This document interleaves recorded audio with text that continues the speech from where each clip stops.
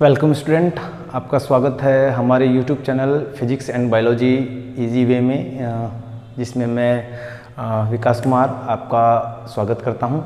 पिछली क्लास में हम लोगों ने 12th NCERT प्लांट रिप्रोडक्शन जो चैप्टर है उसमें से एक टॉपिक हम लोगों ने वहां पे अपलोड किया था, उसी को आगे हम लोग कंटिन्यूसली कर रहे हैं।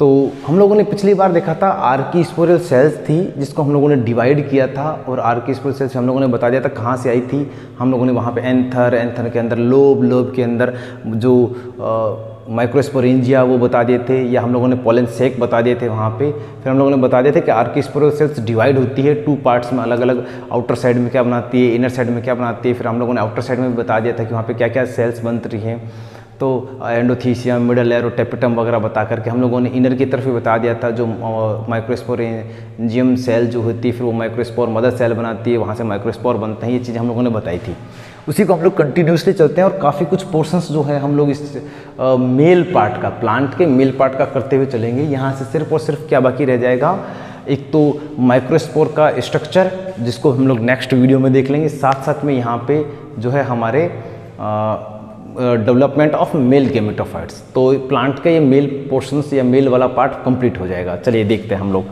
तो हम लोगों ने पिछली क्लास में बताया था कि जो हमारा एंडोथीसियम होता है ये सिंगल लेयर होता है। एंडोथीसियम सिंगल लेयर होता है, साथ साथ में एंडोथीसियम्स की सेल्स के ऊपर स्टोमियम सेल्स प्रेजेंट होती है जो माइक्रोस्पोरेंजिया के डिएशंस में हेल्प करेगी, यानी कि उसके एक्सप्लोसिवनेस में मदद करती है, ताकि जहाँ से माइक्रोस्पोर या पोलन ग्रेन फ्री हो सके। ठीक है, हम लोग ये बात कर लेते हैं। एक पॉइंट और हम लोग यहाँ मेंशन करना चाहते हैं कि एंडोथीसियम के अंदर जो अल्फा सेलुलोज होते हैं, इसके स्ट्रैप्स जो होते हैं इसकी इनर वॉल पे प्रेजेंट रहते हैं। तो 3 पॉइंट हम लोगों ने यहाँ पे बता दिए हैं एंडोथीसियम्स के लिए कि ये सिंगल लेयर होता है, स्टोमियम सेल प्रेजेंट रहती है और अल्फा सेलुलोज की स्ट्रिप्स प्रेजेंट रहती हैं। ठीक है, मिडिल लेयर की बात करें, ये 1 to 3 लेयरिंग होता है, 1 से 3 लेयर के होता है। साथ साथ में जो स्टार्च होता है, साइडा जो होता है, उसमें स्टार्च जो होता है वो स्टोर्ड रहता है।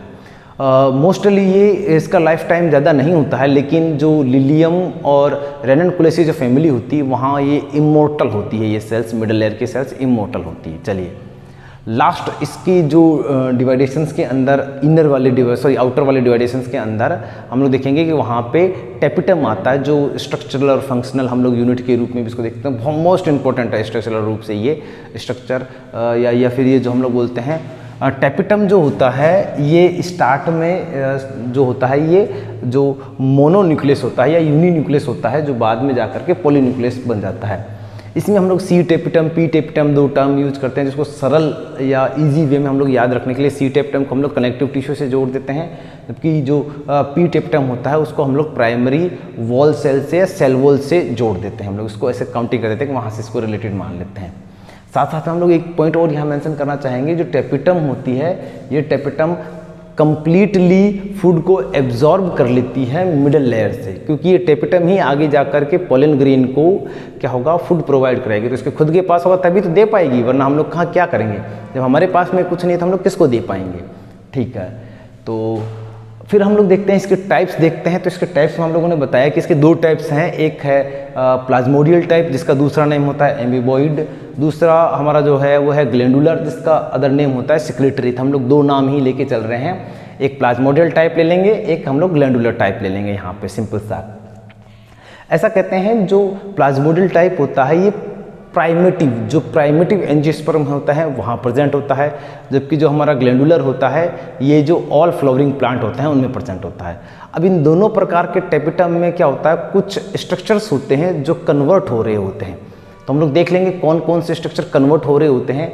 तो हम लोग बताते हैं कि जो हमारा प्लाज्मोडियल होता है उसमें जो प्रोटोप्लास्ट बॉडी होती है ये पेरीप्लाज्मोडियम में चेंज हो जाती है, और कुछ के अंदर ये पेरीप्लाज्मोडियम जो होता है वो माइक्रोस्पोर बनाने में मदद करता है। एग्जाम्पल हम लोग यहाँ पे टाइफा याद रख सकते हैं। और यदि हम लोग बात करें ग्लैंडुलर की, तो ग्लैंडुलर यहाँ पे क्या करता है कि ग्लैंडुलर जहाँ होता है वहाँ पे हम लोग बोलते हैं कि इसमें एक प्रोयूबिस बॉडी होती है।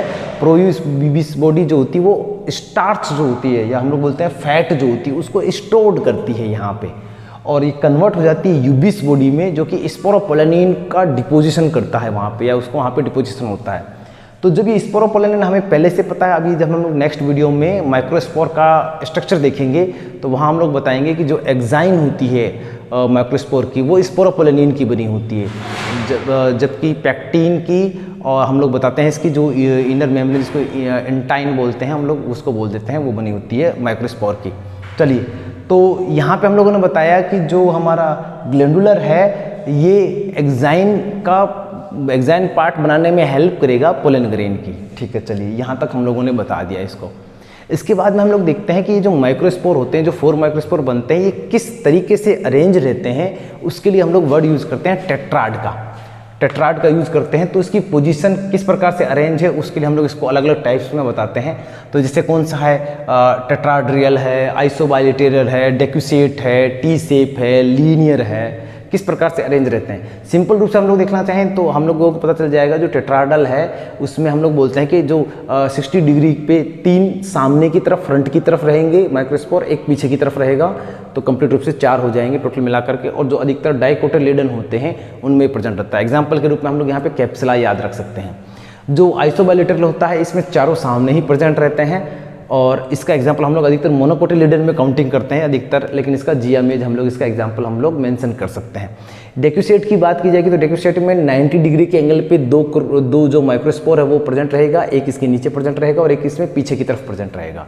ठीक है, जो टी शेप होती है इसमें ऊपर की तरफ हम लोग ध्यान से देखें तो एक टी की स्ट्रक्चर बन रहा है। ये वाला जो स्ट्रक्चर बन रहा है ये टी शेप का स्ट्रक्चर बन रहा है, इसमें 2 माइक्रोस्पोर है, साथ साथ में 2 माइक्रोस्पोर इसके नीचे की तरफ है, और अरिस्टोलोकिया हम लोग इसका एग्जांपल मेंशन कर सकते हैं। लीनियर में सभी एक ही पाथ में प्रेजेंट रहेंगे सारे के सारे, और हम लोग इसमें हैप्लोफिला हम लोग यहाँ पे काउंटिंग कर सकते हैं, हैप्लोफिला को हम लोग बता सकते हैं। ठीक है, इसके बाद हम लोग देखते हैं कि ये एक टेट्राड के बाद में हमारा एक टॉपिक, छोटा टॉपिक यहाँ पे हम लोग माइक्रोस्पोरोजेनेसिस बता देते हैं। वैसे तो ये बहुत काफ़ी डिटेल में आता है, लेकिन हम लोग थोड़ा सा शॉर्ट में इसको देखने की कोशिश करें तो हमें पता चलेगा कि माइक्रोस्पोरोजेनेसिस का मतलब होता है माइक्रोस्पोर का फॉर्मेशन होना, जो कि हम लोग पहले ही फर्स्ट वीडियो में चार्ट बना के हम लोग बता चुके हैं साइड में। तो हम लोगों ने कहा कि MMC का मतलब होता है माइक्रोस्पोर मदर सेल, और जिस समय हम लोग मेगा स्पोर मदर सेल भी इसी को ही हम लोग काउंटिंग करेंगे तो वहाँ पे भी हम लोग MMC ही लिखते हैं। तो MMC माइक्रोस्पोर मदर सेल जिसमें रिडक्शन डिविजन्स होता है, 2 टाइप से अलग अलग डिविजन्स होता है, हम लोग ज़्यादा वहाँ पे डिटेल में नहीं जा रहे हैं। और फिर इसमें से जो माइक्रोस्पोर का फॉर्मेशन हो जाता है, इसी प्रोसेस को हम लोग बोलते हैं माइक्रोस्पोरोजेनेसिस।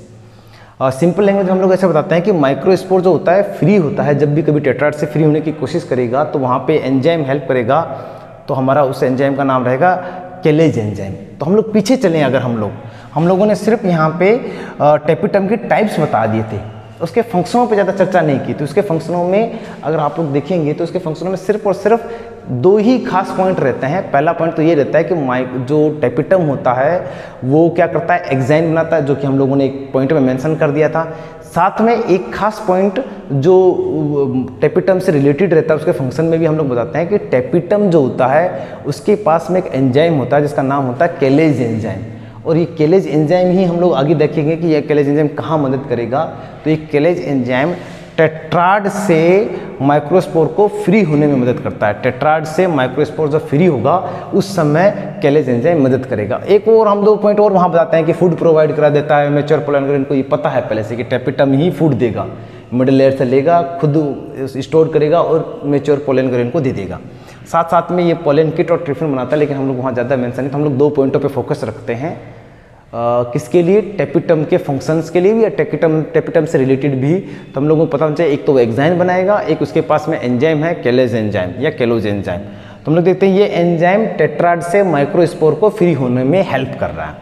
टेट्राड है, माइक्रोस्पोर फ्री हुआ है, अब ये माइक्रोस्पोर को पोलन ग्रेन बोल रहा है। तो बात एक ही, चाहे माइक्रोस्पोर बोलो चाहे पोलन ग्रेन बोलो, एक ही चीज़ हम लोग काउंटिंग कर ले हैं। अब कुछ यहाँ पे टर्मिनोलॉजी चल रही है, यहाँ पे कुछ छोटे छोटे वर्ड्स आ रहे हैं जिनके ऊपर कई बार क्वेश्चंस बन जाता है, उनका एग्जांपल पूछ लेता है या पूछ लेता है वो क्या होते हैं। तो हम लोगों ने बताया कि ड्रोसेरा या टाइफा के अंदर जो होता है ना, पोलन ग्रेन जो होते हैं वो कंपाउंड हो जाते हैं, एक साथ में हो जाते हैं। ठीक है, उसी प्रकार से ऑर्किडिएसी फैमिली होती है एक, जिसका एग्जाम्पल आप लोग क्या लेना चाहिए, हम लोग कैलोट्रोपिस प्रोसेरा उसका एग्जाम्पल ले सकते हैं, जिसमें कहते हैं कि सभी पोलन ग्रेन जो होते हैं वो जो सिंगल कॉम्पैक्ट मास बनाते हैं उसे हम लोग बोलते हैं पोलिनियम। वापिस से ध्यान से सुनिए, जो ऑर्किडिएसी फैमिली है जिसका एक छोटा सा एग्जांपल हम लोग कैलोट्रोपिस प्रोसेरा ले सकते हैं, और उसमें हम लोग ये बताते हैं कि उसमें जो पोलन ग्रेन है, सारे पोलन ग्रेन, सभी पोलन ग्रेन मिलकर के एक सिंगल कॉम्पैक्ट मास बनाते हैं, जिसे हम लोग बोलते हैं पोलेनियम। स्ट्रक्चर भी आप लोग इसका देख लीजिए, ये पोलेनिया है, यहाँ पे डिस्क बन गई है और इसके फिगर को हम लोगों ने पोलेनियम काउंटिंग किया है, ऐसे बताया है। मासूली, एक मासूली वर्ड और बनता है जिसमें हम लोग बोलते हैं कि कई सारे पोलन ग्रेन मिलकर के जब एक स्मॉल ग्रुप बना ले, और जो कि हम लोग चिनोपोडियम में बताते हैं अधिकतर, उसे हम लोग बोलते हैं मासूली। अधिकतर पोलन ग्रेन मिलकर के एक छोटा स्मॉल ग्रुप बना रहे हैं, इसे हम लोगों ने मासूली नाम दिया है, और एग्जाम्पल इसका चिनोपोडियम है। तो पोलेनियम का एग्जाम्पल ऑर्किडिएसी और मासूली का एग्जाम्पल चिनोपोडियम। इसके अलावा हम लोग यहाँ पे आने से पहले डिएशंस को करने से पहले हम लोग कुछ एक आइडिया यहाँ पर दे देते हैं। कई प्लांट्स के जो पोलन ग्रेन होते हैं ये क्या करते हैं, एयर में चले जाते हैं और जाकर के एलर्जी उत्पन्न करते हैं, तो इनको एलर्जन के रूप में भी काउंट किया जाता है। तो हम लोग इनको बोलते हैं एरो एलर्जेंस के रूप में हम लोग इनको बोलते हैं। तो पार्थेनियम जिसको हम लोग बोलते हैं मुख्य रूप से सामान्य लोकल नेम के लिए अपने गाजर घास के रूप में हम लोग इसको काउंटिंग करते हैं। इसके अलावा कुछ जो पोलन ग्रेन होते हैं उनको एज ए स्ट्रेंथ पावर या स्टेमिना बढ़ाने के लिए भी यूज किया जाता है एथलीट वगैरह के द्वारा।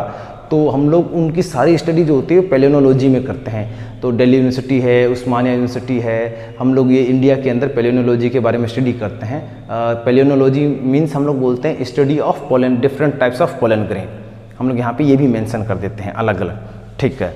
तो हम लोग इतना करने के वो बीच में हम लोगों ने थोड़ा सा आइडिया दिया है कि वो क्या क्या करते हैं। पोलन टैबलेट वगैरह उससे बनाई जाती है ताकि उसको एथलीट लेकर के उसको मदद कर सके, अपनी इम्प्रूव कर सके अपने स्टेमिना वगैरह में।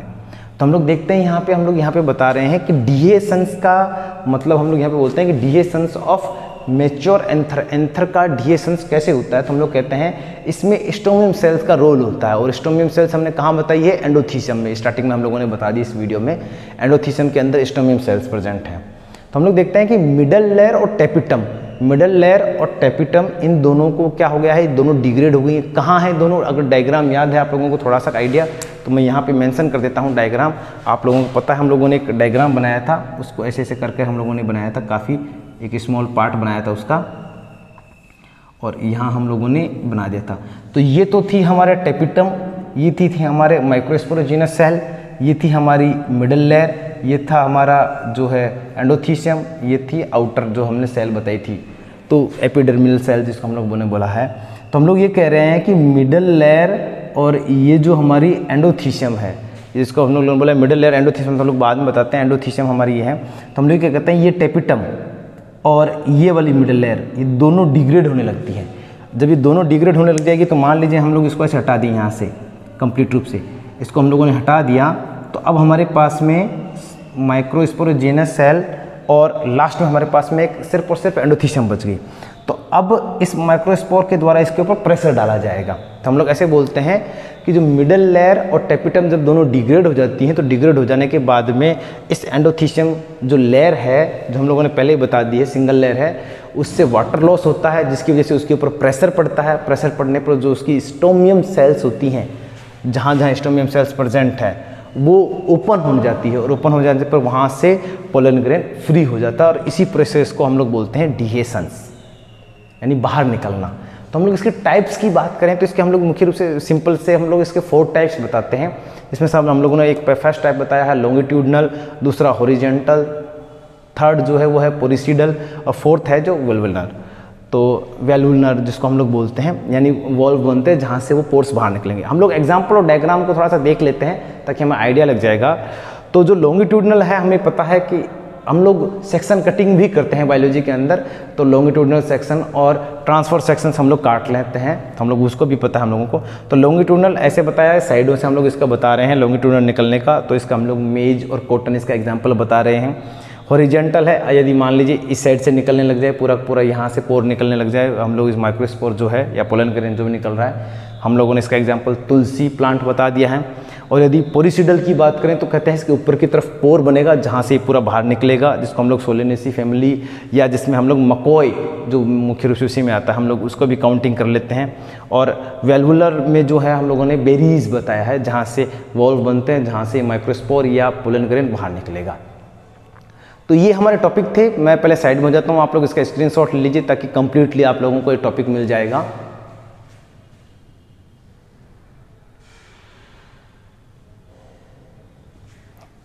चलिए थैंक यू इस टॉपिक को पूरा आप देखने के लिए।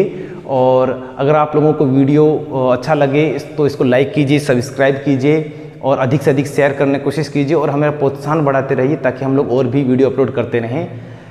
यदि आप लोगों की भी कोई डिमांड हो कोई टॉपिक वगैरह की तो आप लोग उसका भी काउंटिंग नीचे कमेंट में लिख सकते हैं, तो हम लोग कोशिश करेंगे उस पर भी वीडियो बनाने की। चलिए थैंक यू।